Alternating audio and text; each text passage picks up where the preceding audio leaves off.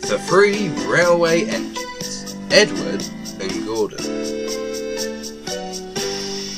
One of the engines in Edward's shed was called Gordon. He was very big and very proud. "You watch me this afternoon, little Edward," he boasted, "as I rush through the express. That will be a splendid sight for you." Just then his driver pulled a lever. "Goodbye, little Edward," said Gordon as he puffed away. "Look out for me this afternoon." Edward went off too, to do some shunting.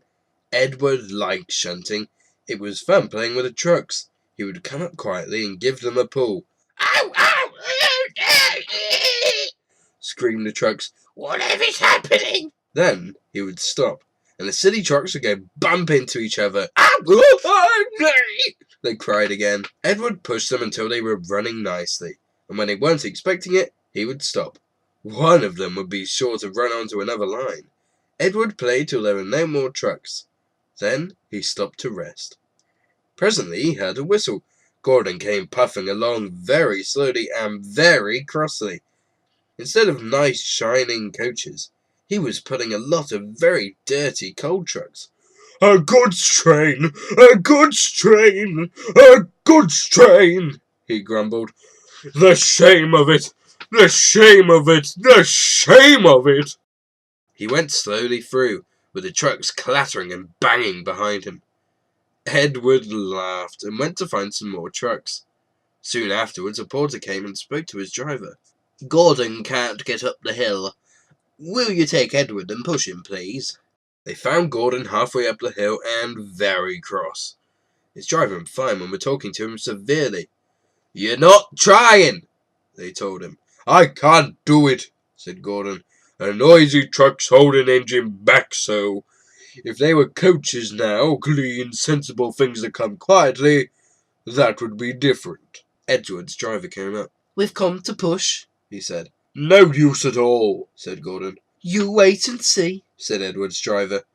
They brought the train back to the bottom of the hill. Edward came up behind a brick van, ready to push. "Peep, peep, I'm ready," said Edward. "Poop, poop, no good," grumbled Gordon.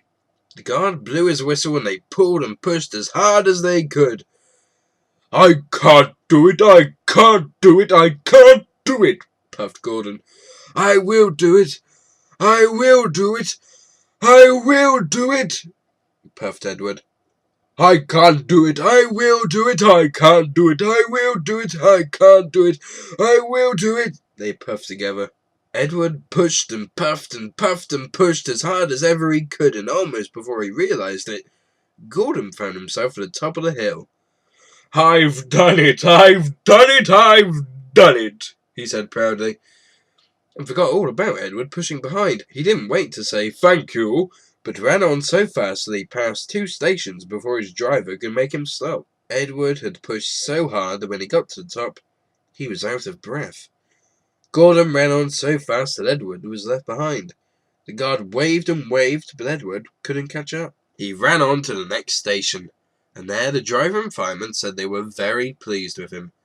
The fireman gave him a nice long drink of water, and the driver said, "I'll get out my paint tomorrow and give you a beautiful new coat of blue with red stripes. Then you'll be the smartest engine in the shed."